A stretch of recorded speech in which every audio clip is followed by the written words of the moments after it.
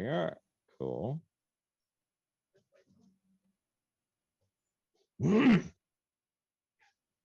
Hi, guys.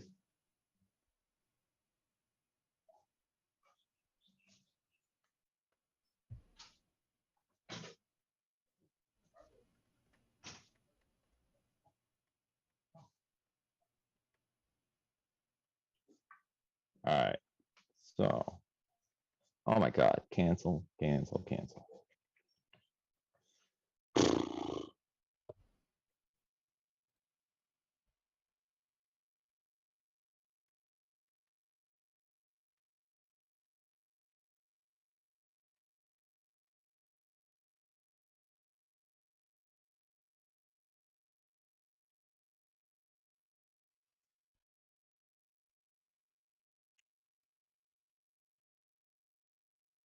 Hello, Instagram, and hello, YouTube. We are live.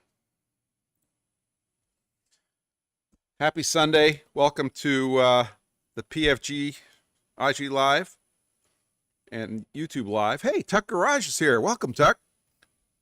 And hey, watch this. How are you, buddy? So I'll bring you in a minute. I'll do the preliminary stuff. Mr. Blodgett, welcome aboard. Michael, welcome aboard. The Honorable Robin Renzetti, all stand. Thank you. Robin's in the house. Robin's in the house in more ways than one. I have a list of homework we have to talk about. Oh, Robin sent the request.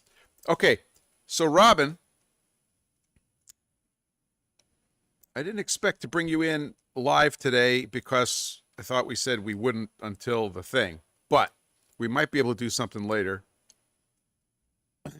We're going to do an IMTS review, and I am going to go over your stuff.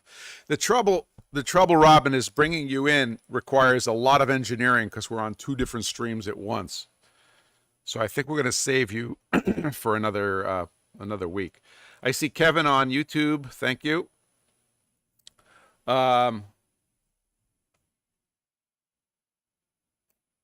Okay. So the last, 40 minutes we've spent working with our guest to get things working on two streams at once. Oh, that was a mistake. Yeah, don't worry about it. But it took it took at least a half an hour of engineering to get what we're about to do to work. The good news is it's working. So welcome, happy Sunday. We are live on YouTube. I see Wes on YouTube. Welcome aboard. And we're live on Instagram. So it's been a good week. The weather has turned into just gorgeous. The beginning of fall. It was fantastic. So we're enjoying that. I look forward to this afternoon having the shop doors open and getting some stuff done in here. They're not open yet.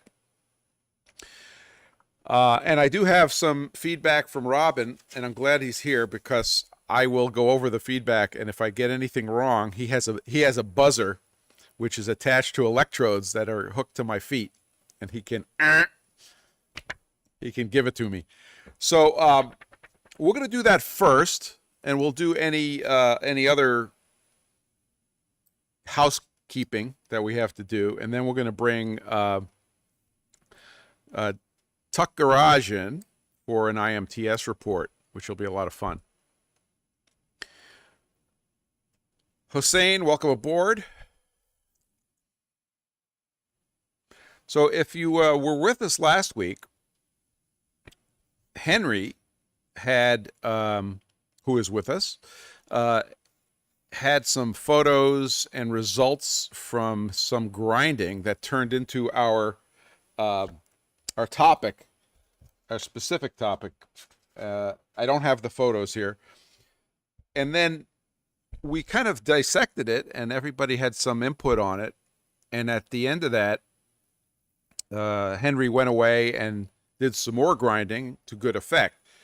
But what had happened was Robin reviewed that video after the fact. He's not always able to join us on Sundays live, and he called, or we talked, and I took some notes. So Robin had some awesome input, and I'm going to try to do it justice in giving you what he taught me.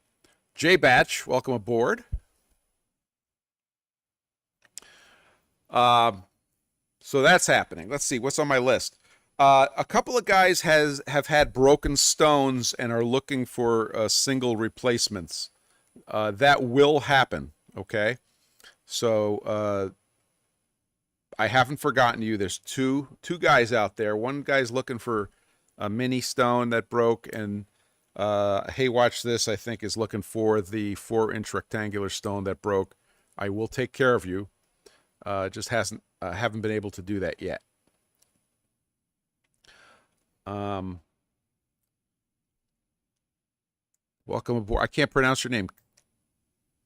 Kane Kaya, welcome aboard. Oh yeah, Henry, you're going to have a lot of stuff to process. Okay, so that's happening. I just wanted to let you know about the broken stones. We are going to take care of you. Almost, welcome aboard. Carl, welcome aboard. Excellent. Glad that's all working. Let's see. Really, that's all I had for this morning. So we're gonna jump right into this. I'm gonna turn on your mic, Tuck, and everybody, welcome aboard Tuck Garage. And if I did everything right, he will pop up on Instagram. See how that looks. There you go. Hello. So, Tuck, let me just go through Robin's list while you're here, and then we'll jump into IMTS. So Kevin asks, are the single stones concave or convex? And the answer is yes.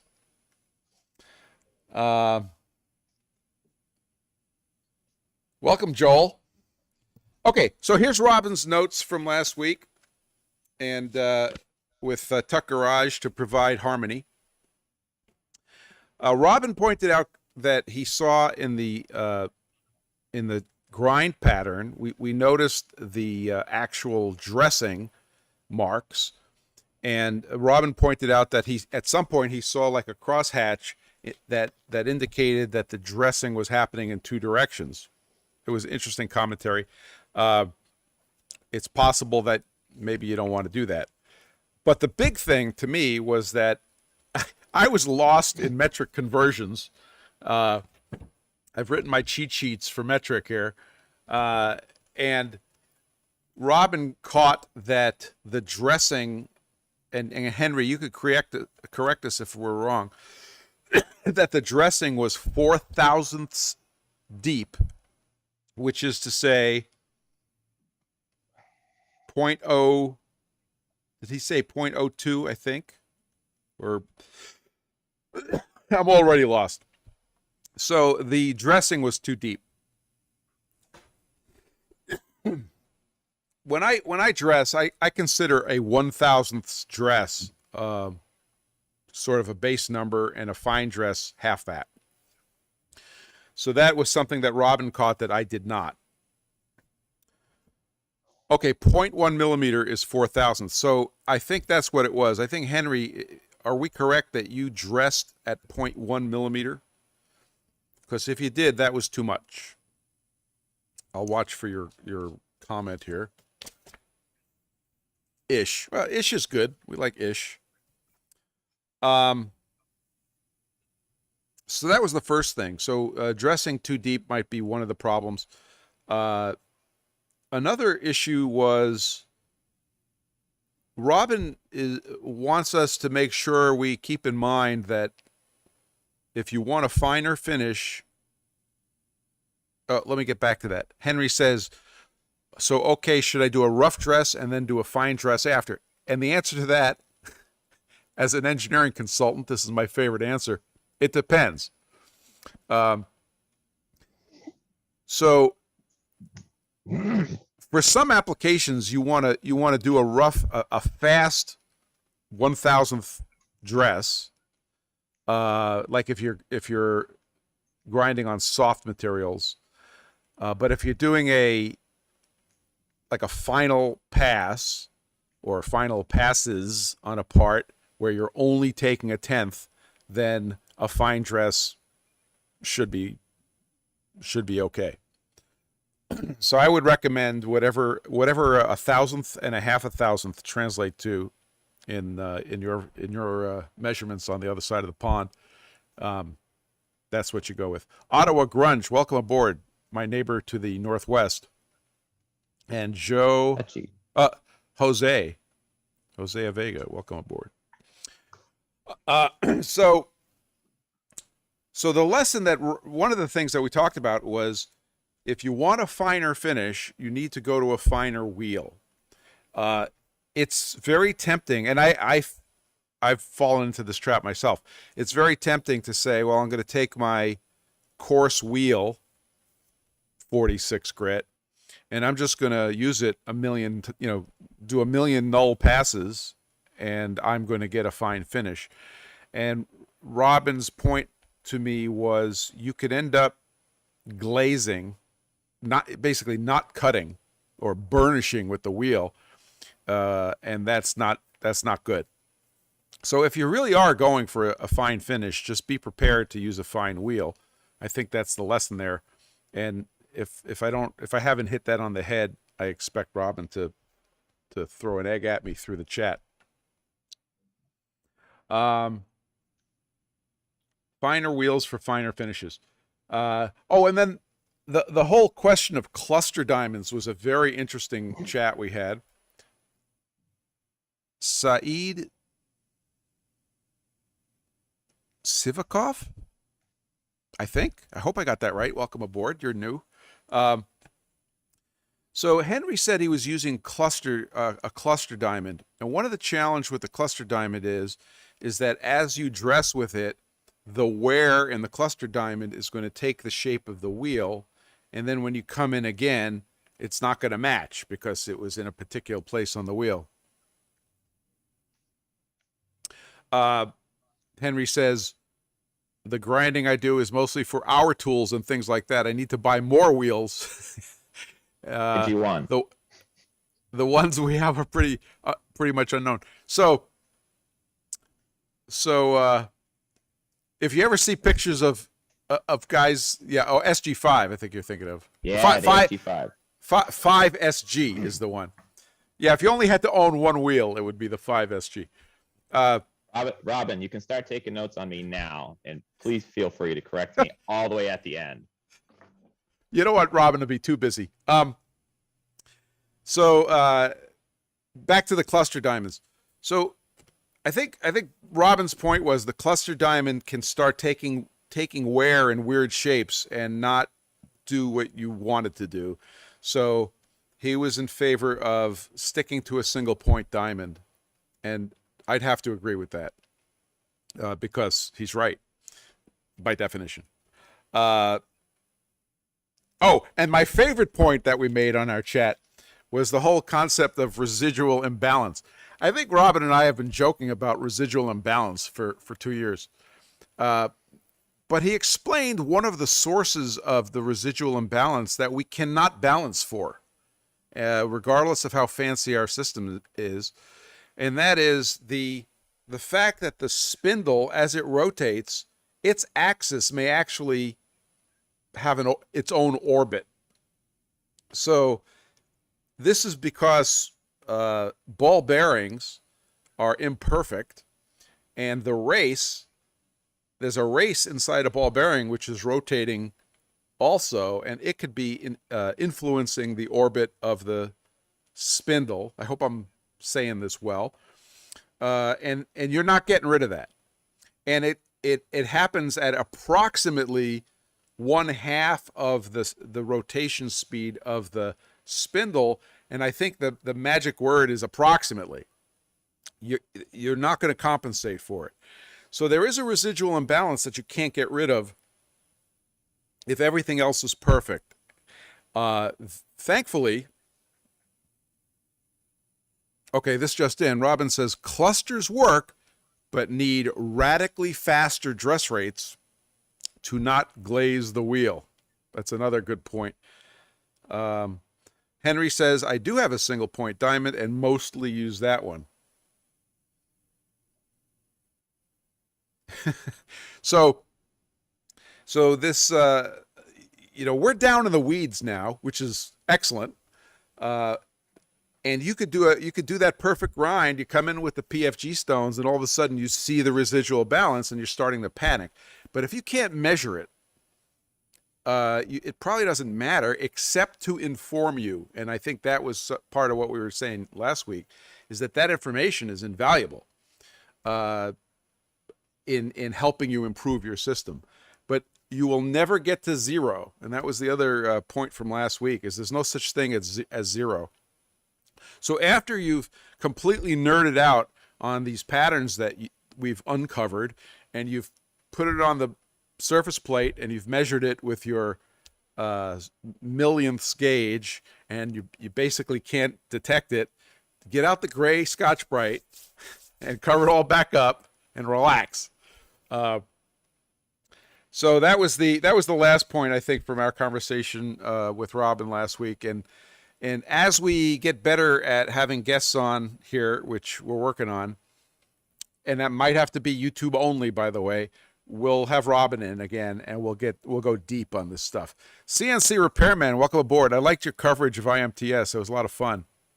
And Tabesh Film 13 joined. Welcome aboard. So Yes, welcome, CNC Repairman. Yes. So at this point, let's switch gears. Unless Robin kicks me in the head one more time, which he is welcome to do. Let's switch gears and say welcome, Tuck Garage. Nice to see you. Tuck and I talked, and he was at IMTS and did the whole thing. And I think he's going to have some really cool stuff to report to us and show us. And why don't you just take it from the top? How was IMTS? Oh, it was fantastic. I had an absolute blast there. Although I will say, for anybody doing it for the first time, you're going to want to spend at least 2 to 3 days doing it, because there is so much stuff to see. There is just machine after tool after machine after tool after machine. I loved it. So so we could go two ways here. You could tell us about your biggest impression, the thing that made the biggest impact on you, or you could go chronologically and just kind of scream through it, whatever you like. Well, why don't we go through some of the highlights? So while I was there, one of the highlights that I definitely had is we had the Instamachinist meetup at the Kern booth at 3 p.m. Wednesday. So I was there, got to meet a whole bunch of people, all Instamachinists, everybody from the Within Tolerance podcast to John Grimsmo to John Saunders, everybody, all at the Kern booth, including IGS Dan, which was very cool. I had met all of them, and they are some really cool people just to be able to talk to, network with. The Kern booth themselves, they had put out a post saying, hey, if you bring us carbide of 3/4 or 20 millimeters, no longer than 4 inches, we will mill it for you live. That's awesome. And so they did. Now, what you probably won't be able to see is the mirror-like finish on the end of this thing. Although I'm sure you're seeing the reflection. It's not showing on you. There we go. It wasn't showing on YouTube. But this thing is a near perfect mirror. And you see that right in there? So switching over to Instagram, right in there. Yeah, that is a M2 thread that they put in the end of a solid carbide end mill that actually works. Fortunately, my big hands are really big and are doing a terrible job with this.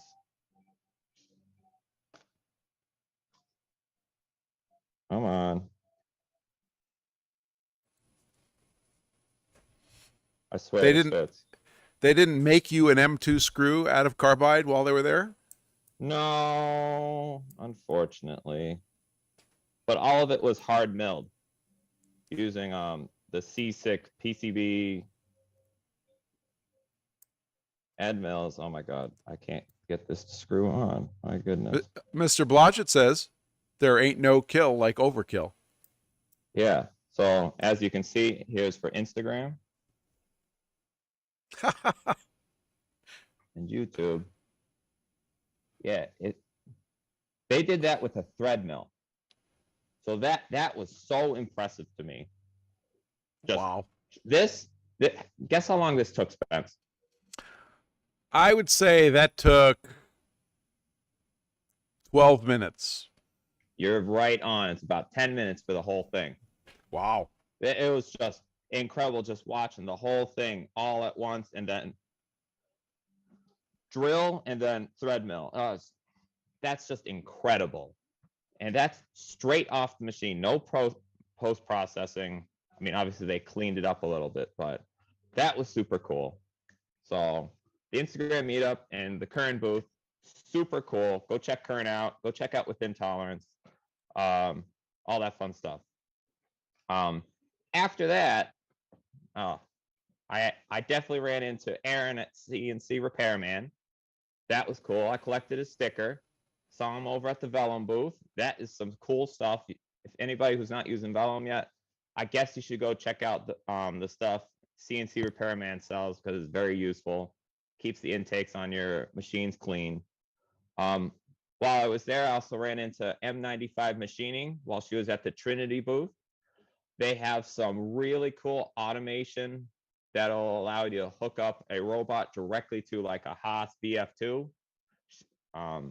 Melissa actually has it between two of her VF2s, so it can go from either right in between. It can either feed this side or this side without her having to open the doors on the front of the machines.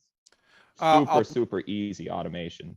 I'll point out that there's a the Within Tolerance interview with Melissa is live on the podcast.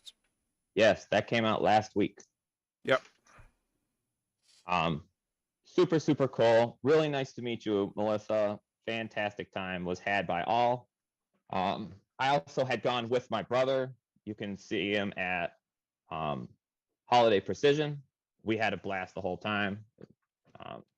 It was the first time for both of us visiting. Let's see. After that, I ran later in the trip, and I'm just bouncing around through the whole excursion. I ran into Machine Shop Outlaw. I got a sticker pack from him. Super cool to meet you. That was a lot of fun. Oh, speaking of stickers, I also got the elusive and rare Kern sticker. And while I was at Kern, they gave me this pen made in Germany. And they said if I put the sticker on it and I keep it with me and I take care of it, it will soon grow into a Saga pen that John Grimsmo sells. And so I now sleep with this under my pillow every night. So remember that you might get your own Saga pen if, you know, nurture and care for your pen. So continuing on from there. I want video of that. After that, of course, you know, we all need something to drink. I go and get my coffee creamer. So now I can come home and, oh, so good. I love my Blaser. We will actually come back to this. So I visited Blaser, I did Hankstafers, and I visited Qualichem, and I got some tapping fluid from Qualichem. They're very nice. While I was at the Within Tolerance, I met Moria Manufacturing. Super cool. I know this is backwards on Instagram, but you guys will figure it out. He is a total fanboy of the Miano lathes. They are not quite Swiss, but live tooling. live tooling lathes that are so impressive. I am now a Miyano fanboy. And they, at the booth, were making these bottle openers out of what I'm going to guess bronze, because brass doesn't taste quite the same. It's a bottle opener of both screw off and regular bottles, all in one process, dual spindle, one spindle, turned, drilled, milled, all of the insides here, all of the insides. And then came over, grabbed it, and then did all of the features here, one pass, and then spat it out. And they were making these live at the show. Super, super cool. Plus, So like, did you they also- did you test it I functionally? did. It does work. It works great. Came home, tried it immediately. And repeatedly. And we'll see. Then, well, while we're on precision lathes and machines, I went and visited the Williman booth. Now this is a magnifier.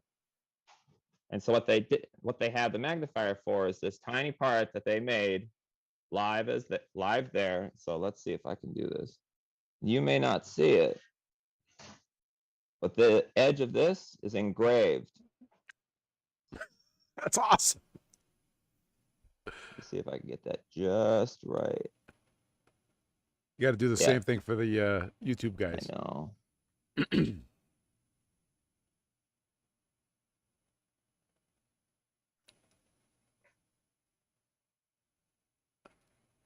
Wow. And this was a one-op part. Well, one and done part. All in one machine. Super impressive. Now I see why Grimsmill uses these for his knife components. That was super cool. Way out of my budget, unfortunately.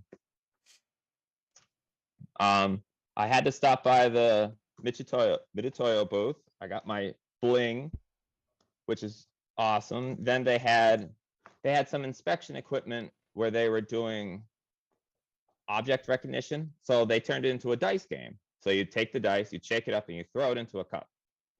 And depending on what number of dice you got a prize. And so they had the optics machine just going, okay, how many dots are on the dice that are showing? It would take pictures, stitch them all together, and you'd go, you got a 6, you win this. So I won a few things. I got a bottle opener. I got this hat you see. And then Holiday Precision won a blanket. And I was not fortunate enough to win a digital caliper they were also giving away. You had to get a 17 or 18 with 3 dice. So that was a lot of fun. Super impressive equipment.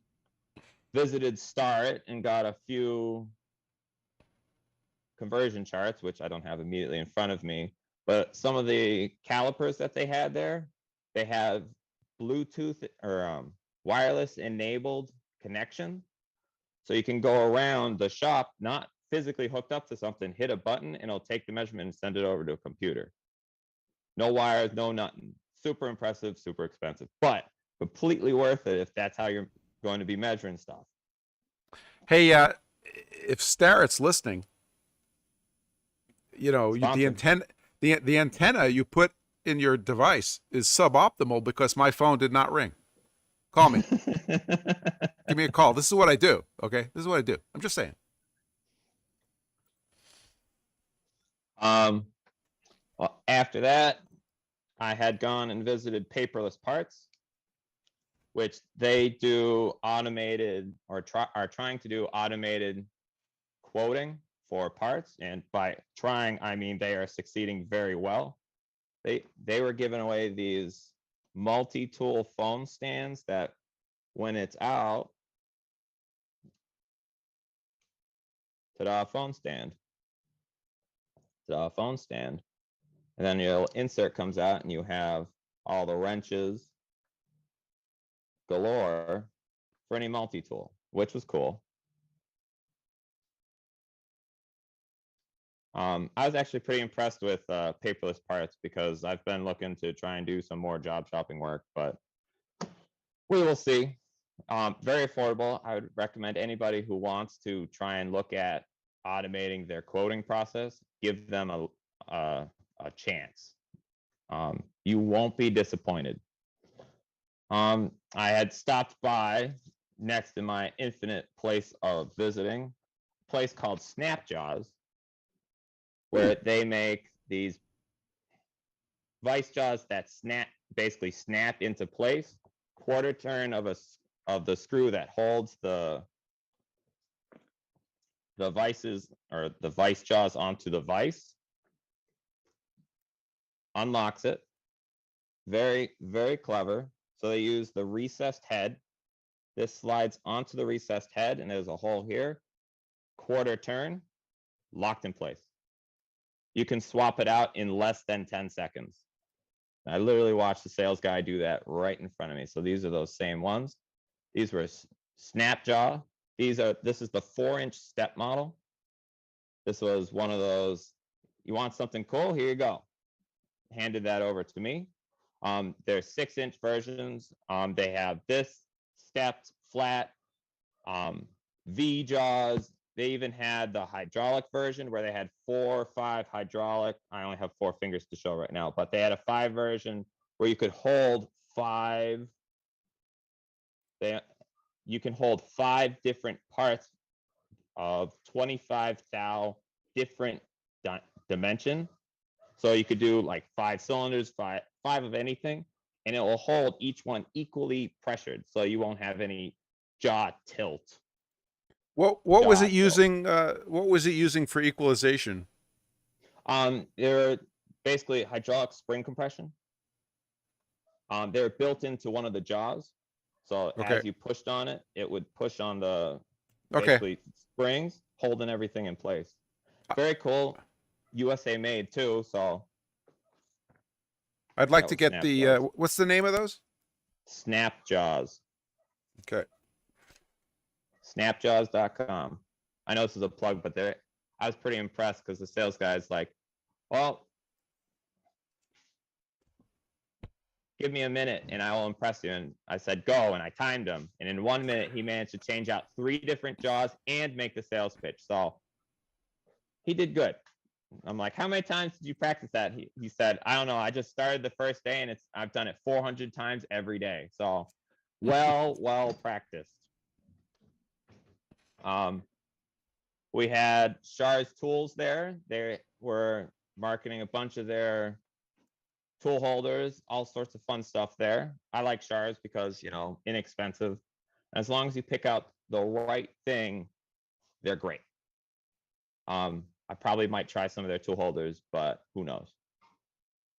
Now, if any of you recognize this name, yes. Surprisingly, they had no scrapers there. Most of what they were doing was work holding. They had a few dual self-centering vices that were easy to flip over to dual holding vices. A lot of clamping, a lot of vices. I did not see one scraping. A lot of tooling as well, milling, turning, the whole shebang. That was a cool visit, cool sticker to have, even though I don't have a scraper yet. DARPA, willing to sponsor. Another shout out I have to do is the Go Stop. These are really cool. They bolt right onto your vise. You can adjust it so that it will hold either a rod, a cylinder, a square, a block, ruler. It'll hold anything to use as a part stop. Very cool. Met the guy making them. Super nice guy. Go check them out on Instagram. Then of course, walking around, I got the stop by Haas. Haas is super cool. They have a great floor presence. And I must say, most of the guys at the shop or at the show were really good at cutting air. Haas was constantly cutting metal. I mean, obviously you have the demo. I know Citizen, Millicrom, Miano, they were cutting. They were definitely cutting, but not the same quantity Haas was. Everything from their brand new UMC 350, which is a real tiny 5-axis, brand new, super cute. And yes, I said cute. You can hear that. I said a machine was cute. Super tiny. That's allowable.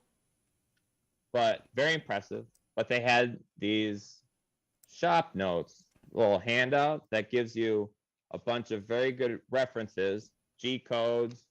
And for you, Spencer, I think they've even got metric and imperial conversions somewhere in Excellent.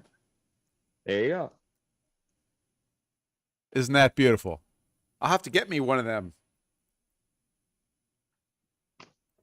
I might send you a copy. Okay. Yeah, super interesting for the Haas guys. I was actually looking for small lathes while I was there. The Haas ST10Y, because I want a CNC lathe.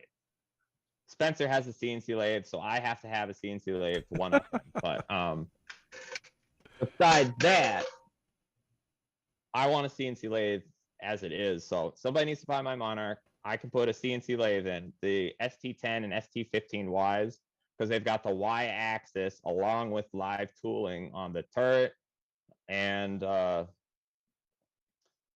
full turret enabled and sometimes sub spindle, although I can't afford that as a hobbyist. But I want a lathe next. So I was looking at Haas. I then went over to the DMG guys, and they had just the cutest. They had this really tiny.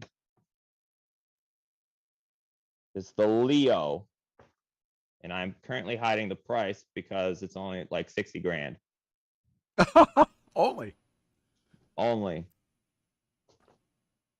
But I saw this. This is shorter than I am walking up to it.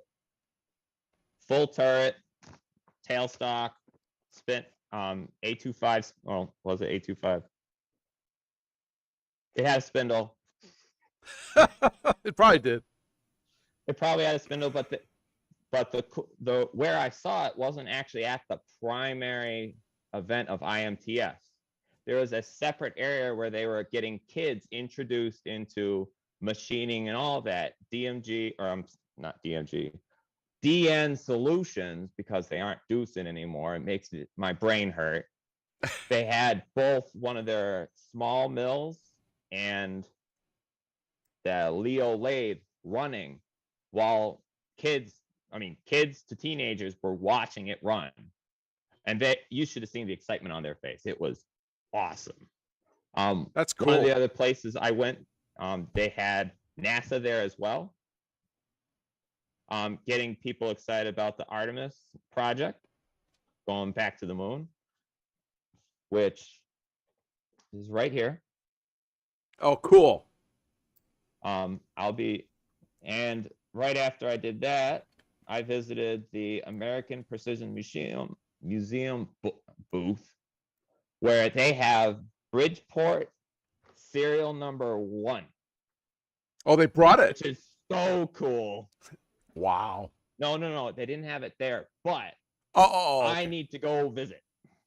I walked up to them like, I love what you guys do.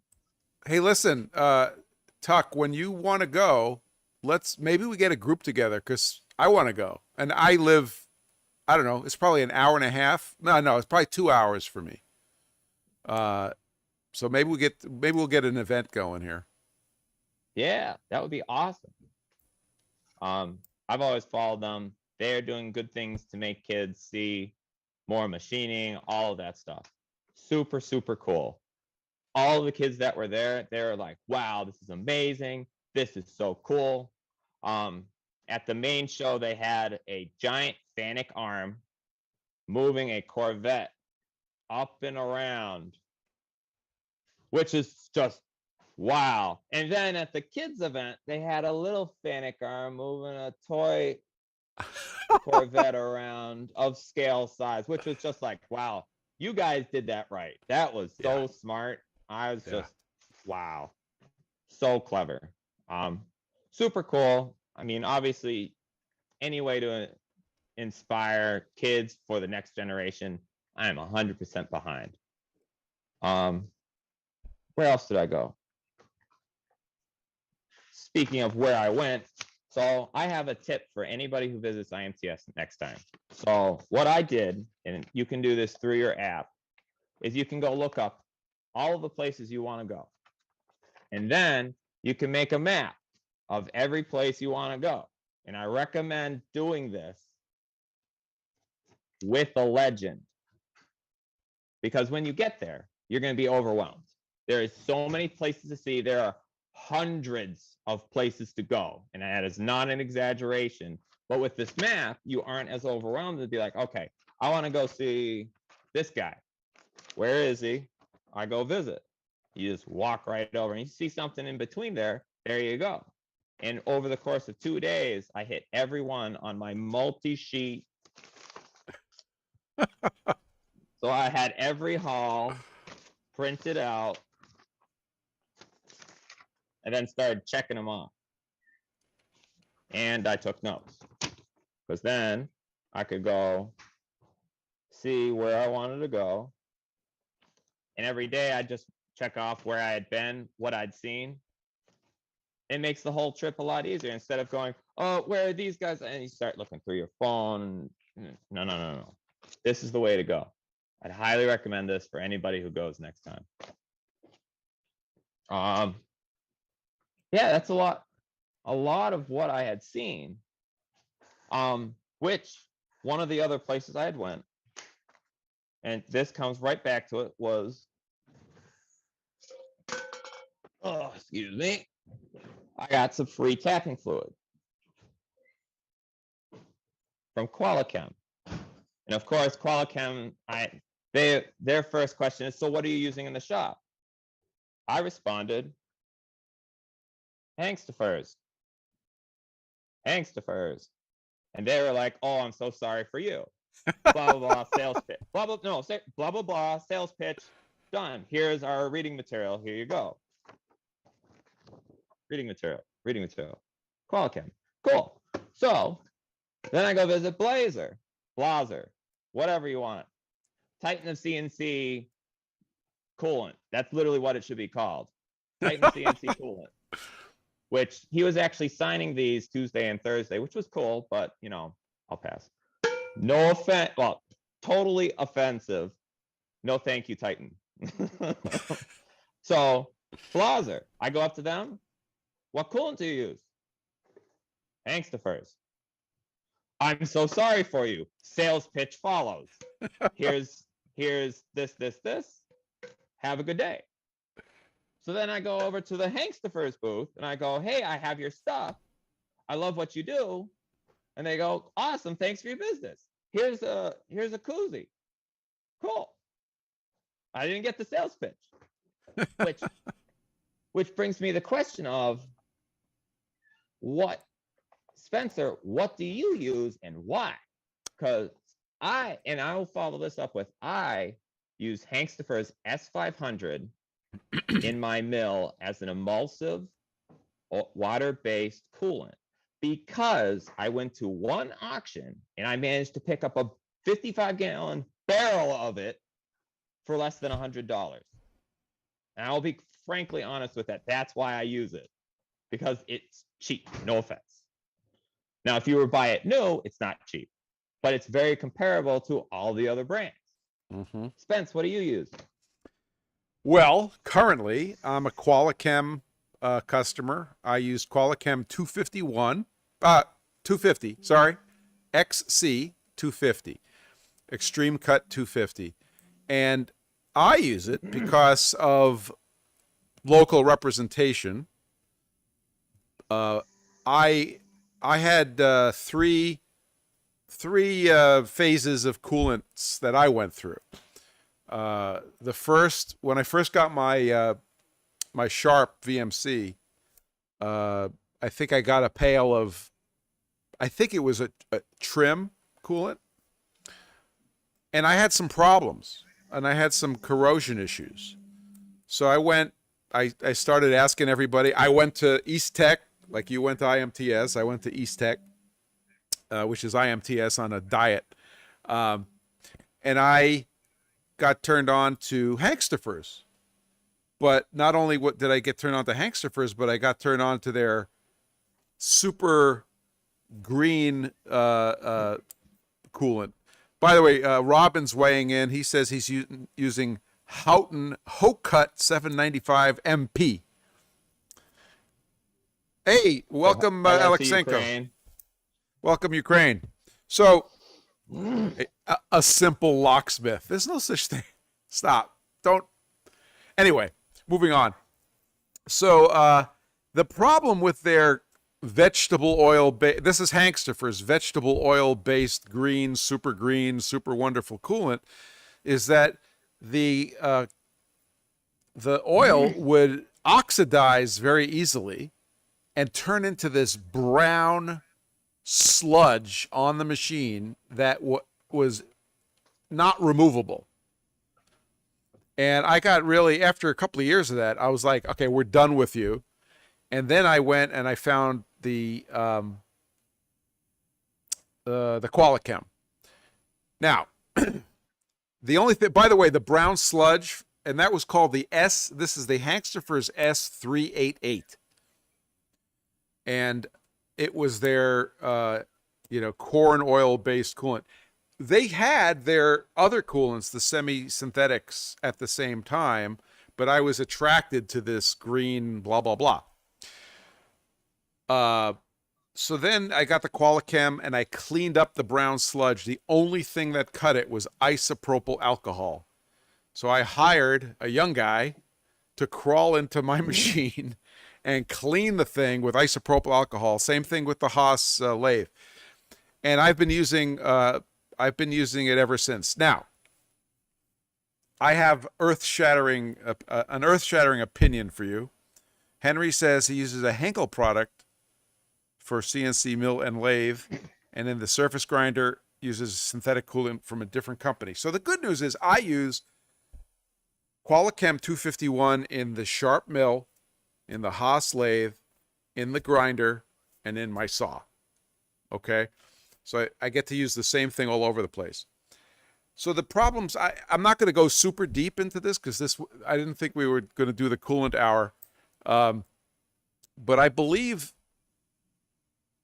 I solved the water problem when I was at my old location, and it was part of what was causing my problems. And in short, it was a very, very, very tiny amount of chlorides, which is to say road salt, in my water. Tiny enough that the water test was fine. It was totally acceptable. And I needed literally a PhD water chemist had to stare at my test results. And I still know this guy. He's up in Manchester, to figure out that it was the chlorides. And from that point on, I started using distilled water. So my theory of coolant is that many of them are very good. But as soon as we go away from using distilled water, it's highly dependent on your water. And most of the coolant companies are spending their energy formulating a coolant which will deal with different waters. Okay? Hey, Robin says... using distilled water. Yeah, Robin says, over 10 years using 795 MP without a change-out, but using distilled water. Robin, over 10 years of using Qualichem 250 without a change-out, I'm using distilled water. So, Kinetic Precision is now carrying its own line of distilled water and taking orders. I'm kidding. I'm not doing that. Yeah, Henry is correct. Henry says coolant is a topic for itself. We're not going to go deep today, but luckily the water in Germany is super good, and you can mix your coolant without problems. So I think that a lot of them, this is my personal opinion. It'll be an unpopular opinion.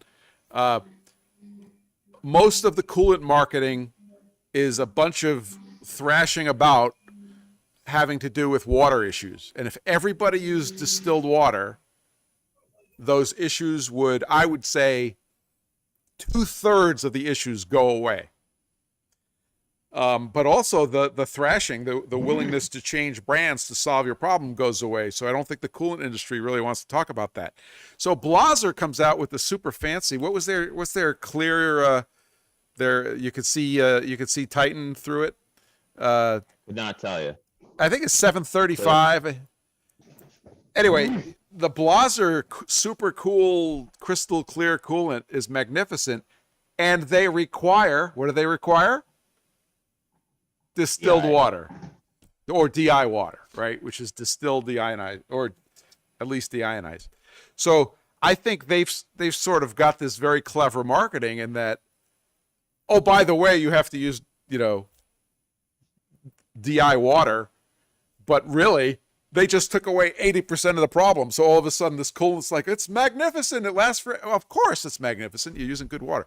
So I am a huge proponent of distilled water. And Robin says rust goes away with 15% mineral oil. I just don't like the taste, Robin. I don't like the taste. So yeah, it don't taste good. Brian says, followed Robin's advice and used his coolant brand in my surface grinder. Huge improvement all around. So I like to hear everybody go to distilled water. Okay, and then in 6 months, let's have this conversation again about the different coolants. I think it's literally 2/3 of the problems just disappear with distilled water. So I have a water still in the basement. It's a 1 gallon still. I've thought about getting a bigger one, and that's what I've been running my whole operation on. And I can't show it to you because it's not handy, but I have the 5 gallon water cooler jugs, and I fill those from my water still. And I just, every time I walk in the basement, I start it up. Cool. Just Okay. a warning there, Spencer. My Sir. headphones are probably going to die shortly, so your audio may change through YouTube. Okay. So we're going to have some fun with this. I'm listening. We're good. We've. I promised you a little bit of a diatribe on my coolant, and you got it. So you still have the floor. Are you wrapped up on IMTS? Not yet. So I got a few more people I got at least say hi to. The Metal Butcher, go find him on Instagram, does some really cool home shop stuff. Ran into him at IMTS, had a great time. Super, super smart individual. Definitely go find him, and maybe I'll try and link him here. But the Metal Butcher, which, by the way, great name.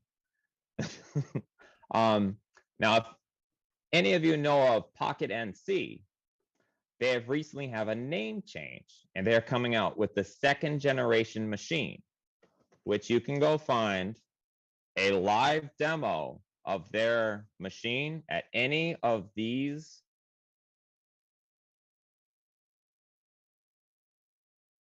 Oh, we just lost your audio. Dude, we just lost your audio. Yo, I think we lost your audio. Ladies and gentlemen, please do not attempt to adjust your television sets while Yes. And test. Now we got you. Cancel. All right, I'm back. Okay. Sound good? Yep.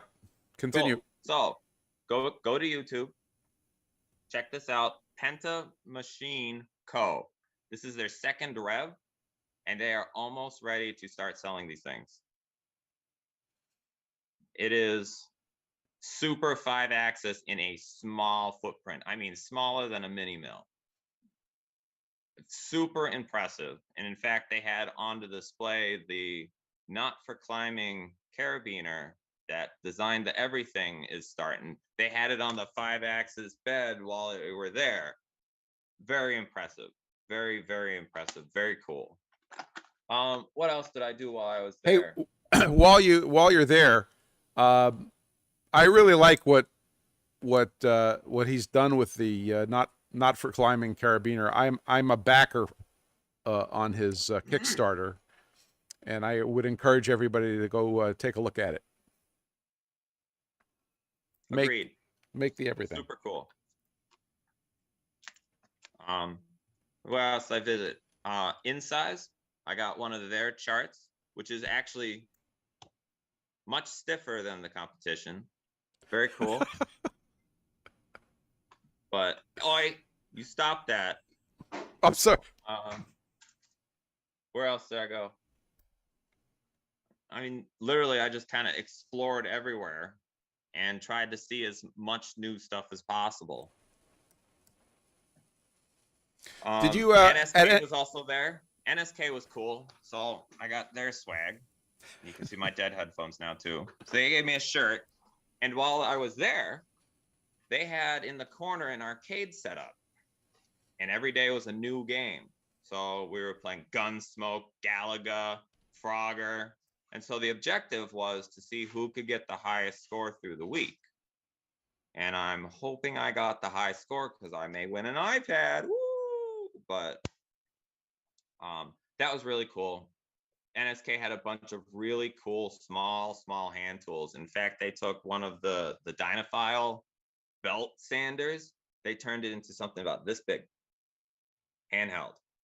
I was just like, what? No, I want this. I wish I could justify affording this.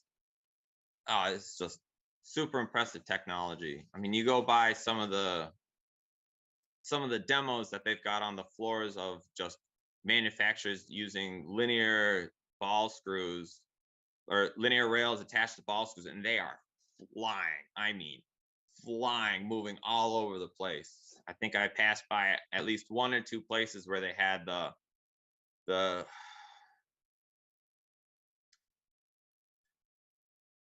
it was basically a ball catching machine that had the wires that would go to servos. So you could throw the ball up to a circle and then catch it. Throw it up again, do a circle around the ball and then catch it again. So, it's just some impressive demos.